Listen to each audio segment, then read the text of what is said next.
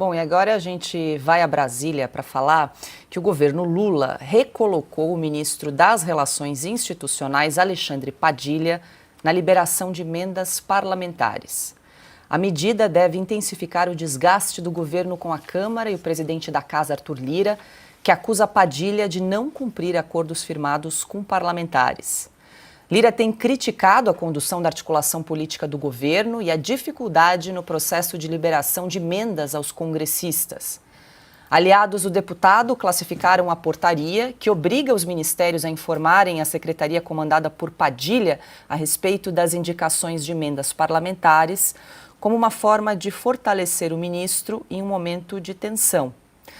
Além disso, na avaliação desses parlamentares, a medida pode ser usada para travar a distribuição de emendas de parlamentares que entram na mira do Palácio do Planalto. E tudo isso, Piotr, em ano eleitoral, né? Teremos eleições municipais aí esse ano. Só para a gente recapitular, na semana passada, Arthur Lira chamou Alexandre Padilha de desafeto pessoal e de incompetente. Sim. Depois desse episódio aí, o atrito já se tornou público, digamos assim, porque era na seara dos bastidores ali. Depois desse episódio, o Lula dobra a aposta e diz que Padilha vai ficar no cargo só por teimosia. E isso acabou acirrando ainda mais os ânimos de Arthur Lira, que inclusive diz que vai desengavetar aí alguns pedidos de CPI na Câmara dos Deputados. E agora, mais essa iniciativa, mais esse gesto de recolocar, trazer o ministro das Relações Institucionais para liberar as emendas parlamentares. Ou seja, Alexandre Padilha está com a chave do cofre.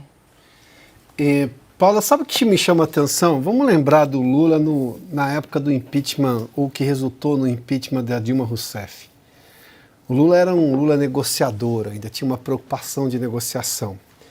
Porque essa coisa de ficar dobrando a aposta com o Congresso, bom, a Dilma sabe o que termina, como termina.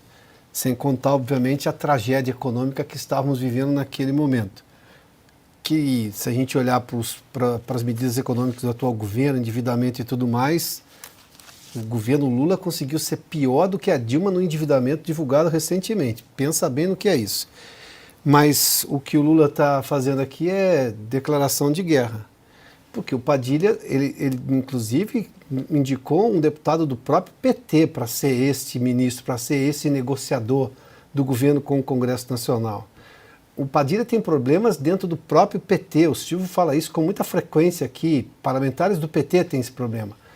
Agora, se Lula foi, obviamente, para a guerra, é porque agora esses parlamentares, por exemplo, ligados à Lira, teriam que conversar com o Padilha, passando, obviamente, por cima ou passando ao largo de Lira. A questão é, vamos ver até onde haverá fidelidade de um lado e de outro. O momento é que o governo não está tão forte assim para poder exigir e achar que os parlamentares, apenas por uma emenda aqui ou ali, vão ceder, levando-se em conta que o discurso anti-governo hoje reverbera na urna. E parlamentar, nesse momento, o deputado que vai ser candidato a prefeito, que vai apoiar o prefeito, basta ver, por exemplo, o fenômeno que é Jair Bolsonaro andando pelas cidades brasileiras. O discurso já basta. A questão da emenda talvez possa ter um efeito na reeleição dele a deputado, que é daqui a 2 anos só, então vai demorar muito mais tempo. O gesto é perigoso, é bem perigoso. E interessante que chama a atenção que não é muito o perfil do Lula esse tipo de coisa. O Lula sempre foi um conciliador. Porque está indo, obviamente, digamos, para a guerra, a gente pode lembrar que a Janja disse que ela é articuladora agora do governo. E ela não gosta do centrão.